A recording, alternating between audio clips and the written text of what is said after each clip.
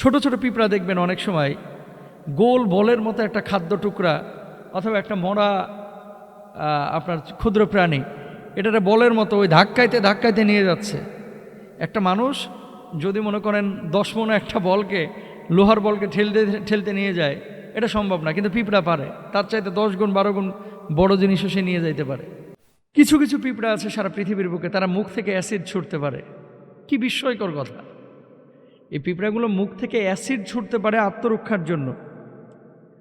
আমাজনের কিছু পিঁপড়ার প্রজাতি প্রতিকূল পরিস্থিতিতে, ধরেন অন্য কোনো প্রতিকূল পরিস্থিতি তার দিকে ধেয়ে আসছে বা তাকে হত্যা করবে বা পুড়িয়ে ফেলবে, তখন তারা অ্যাসিড নিক্ষেপ করে, আর ওই অ্যাসিডগুলো তাকে বাঁচিয়ে দেয়। আল্লাহ তাআলা এত কিছু যদি এই ছোট্ট একটা পিঁপড়ার মধ্যে রাখে, তাহলে আপনার আমার এত বড় বডির মধ্যে আল্লাহ তাআলা পিঁপড়াদেরকে নিয়ে একটা সূরা নাজিল করেছেন। দেখেন, এই সূরাকে কেন্দ্র করে এক ভাই এখানে প্রশ্ন লিখেছেন। ভাইয়ের নাম হচ্ছে খালিদ হোসেন। উনি চাঁদপুর কচুয়া থেকে প্রশ্নটি করেছেন যে মোহতারাম, পিঁপড়ারা সিরিয়াল ধরে চলে কেন? সারিবদ্ধ হয়ে পিঁপড়ারা চলে কেন? অন্য কোনো প্রাণী তো এইভাবে সারিবদ্ধভাবে চলে না। পিঁপড়ারা যেভাবে সারিবদ্ধ, দেখবেন সোজা টাইলসের ওপরে কয়েকশো পিঁপড়া সিরিয়াল ধরে চলতেছে। তো একটা যদি বাঁক নেয়, ওই সবগুলো ইউটার্ন নেয়, ওরকমই বাঁকাভাবে চলতেছে, অথচ সামনে কোনো ব্যারিকেড নাই। কারণটা কি? আল্লাহু আকবার। আল্লাহ সুবহানাহু ওয়া তাআলা পিঁপড়াদের কিছু শক্তি দিয়েছেন, পিঁপড়াদেরকে কিছু ক্ষমতা দিয়েছেন, যে ক্ষমতাগুলো এবং যে জ্ঞান দিয়েছেন সেই জ্ঞানগুলো অন্যান্য প্রাণীকে দেন নাই। বিজ্ঞানীরা অনেক গবেষণা করেছেন। সুলাইমান আলাইহিস সালাতু ওয়াস সালামের জামানায় আল্লাহ সুবহানাহু ওয়া তাআলা পিঁপড়াদের ব্যাপারে একটা কথা বলেছিলেন, আমি সেটা পরে বলতেছি। সারিবদ্ধভাবে পিঁপড়া কেন চলে, এটার কোনো ব্যাখ্যা আছে কি? মূলত পিঁপড়ারা যখন চলে, প্রথমেই যে পিঁপড়াটা যাচ্ছে সেও কিন্তু হরমোন নিঃসরণ করে, এটার মারাত্মক ঘ্রাণ, এবং তার পেছন থেকে একটা হুল বের করে রাখে। এই হুলটা ছেঁচিড়ে ছেঁচিড়ে সে যায় এবং হরমোনগুলো নিঃসরণ করে। যখন হরমোন নিঃসরণ করে, তখন অন্য অন্য পিঁপড়া একটার পর একটা তাকে অনুসরণ করতে থাকে। এভাবে কিন্তু চলে। এখন এই যে পিঁপড়াদের মধ্যে মানে এত ঘ্রাণ শক্তি আল্লাহ সুবহানাহু ওয়া তাআলা এই পিঁপড়ার মধ্যে দিয়েছে, অন্য প্রাণীকে আল্লাহ সুবহানাহু ওয়া তাআলা দেন নাই। তো যখন হরমোনটা নিঃসরণ করে, তখন ওই পেছনের পিঁপড়াটা ওই হরমোনের ঘ্রাণটা পায়, মানে ওই ঘ্রাণটা পাওয়ার পরে যেখানে যেখানে ঘ্রাণ পায় সেখানে সেখানে সে যায়। এই কারণে পিঁপড়ারা একে অপরকে আপনার অনুসরণ করে এবং সিরিয়াল ধরে চলে। এটা আল্লাহ তাআলার বড় কুদরতের একটা বহিঃপ্রকাশ ঘটেছে এখানে। ক্ষুদ্র একটা প্রাণী এবং নিজের চাইতে বহুগুণ বেশি সে একটা মালামাল। যেমন আমার বডি যতটুকু, 3.5 হাত বডি, এই 3.5 হাত বডি আমার হাতের সমপরিমাণ। এই বডির চাইতে মনে করেন এখন যদি 2 মোনা বোঝা আমার মাথার উপর তুলে দেন, আমি কিন্তু চলতে পারবো না। কিন্তু পিঁপড়া নিজের বডির চাইতে প্রায় 7 গুণ 8 গুণ বেশি বড় আপনার মালামাল টানতে পারে, আল্লাহ সুবহানাহু ওয়া তাআলার ইশারা। এবার আসেন অজানা কিছু তথ্য। পিঁপড়াদেরকে আদেশ করা হয়েছিল যে এমনভাবে তুমি যাও যাতে করে সুলাইমান আলাইহিস সালাতু ওয়াস সালামের সময়ের সেই সুনির্দিষ্ট বাহিনীর পায়ের নিচে পিষে তোমরা মারা না যাও। আল্লাহ সুবহানাহু ওয়া তাআলা পবিত্র কোরআনুল কারিমে বলেছিলেন। তো সূরাতুন নামল, এই নামলে পিঁপড়া নিয়ে যে সূরাটি নাজিল করা হয়েছে, এখানে সুলাইমান আলাইহিস সালাতু ওয়াস সালামের সাথে পিঁপড়ার কথোপকথন এগুলো তুলে ধরা হয়েছে। সুলাইমান নবী যখন কথা বলতেন, পিঁপড়ারা সেই কথা শুনতেন। যদি বলতেন যে ডানে যাও, তারা ডানে চলে যেত। যদি বলতেন যে বামে যাও, বামে চলে যেত। তার মানে মনোগত করে দিয়েছিলেন। অবাক কাণ্ড, এই পিঁপড়ার কিন্তু কান নাই, তাহলে শুনলো কিভাবে? বিজ্ঞান বলছে পিঁপড়ার মানুষের মতো কোনো কান নেই, এরা শোনে কিভাবে? পিঁপড়ার হাঁটুতে আর পায়ে আছে বিশেষ সেন্সিং ভাইব্রেশন।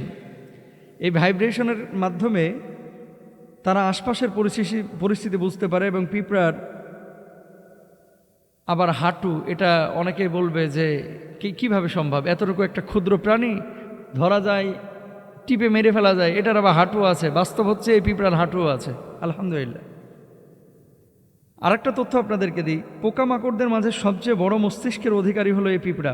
অন্যান্য প্রাণীদের তুলনায় এদের মস্তিষ্কে প্রায় 2.5 লক্ষটি বেশি কোষ আছে, সুবহানাল্লাহ। এই জন্যই কোরআনুল কারীমে আল্লাহ সুবহানাহু ওয়া তাআলা বলছেন, ওয়ালা ইন সাআলতাহুম মান খালাকাস সামাওয়াতি ওয়াল আরদ লা ইয়াকুলুন্না আল্লাহ। এই সমস্ত সৃষ্টি জীবকে যদি জিজ্ঞেস করা হয় তোমাকে বানিয়েছেন কে, সমস্যার সবাই জবাব দেবে আমার স্রষ্টা হচ্ছে একমাত্র আল্লাহ সুবহানাহু ওয়া তাআলা। কল্পনা করতে পারেন যে মাথার মধ্যে এতটুকু একটা প্রাণী, যার মাথার মধ্যে 2.5 লক্ষর বেশি সেল আছে, কোষ আছে, সুবহানাল্লাহ, কি পরিমাণ টেকনোলজি, কি পরিমাণ বিজ্ঞানময় কোরআন, কি পরিমাণ মানে অথেন্টিক কোরআন এবং অথেন্টিক একটা বিষয় আল্লাহ সুবহানাহু ওয়া তাআলা এই পিঁপড়ার মাথার মধ্যে দিয়েছে। 3 নম্বর দেখেন, পিঁপড়া আমাদের পাকস্থলী মূলত একটা, আর পিঁপড়ার পাকস্থলী কিন্তু 2টা। একটা ক্ষুদ্র পিঁপড়ার পাকস্থলী হচ্ছে 2টা।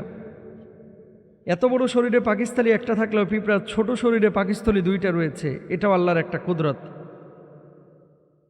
তারপরে পিঁপড়ার সবচেয়ে বড় উপনিবেশ তৈরি, মানে পিঁপড়ারা সবচেয়ে বড় উপনিবেশ তৈরি করতে পারে।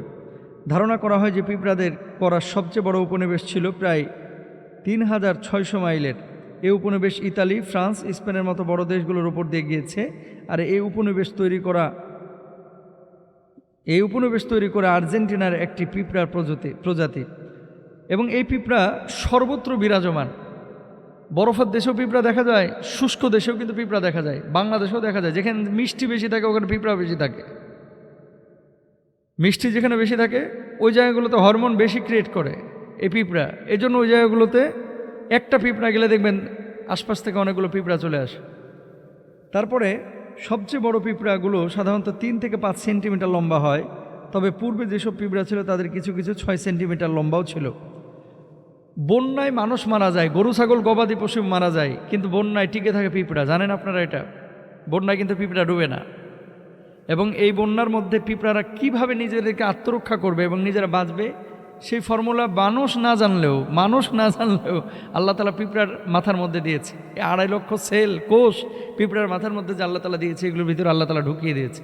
এই জন্য বন্যার সময় কোনো পিঁপড়া মরে না। কি করে? খড়কুটা ধরে ভাইসা সে আপন গন্তব্যে চলে যায়, সুনির্দিষ্ট স্থানে সে টিকে যায়।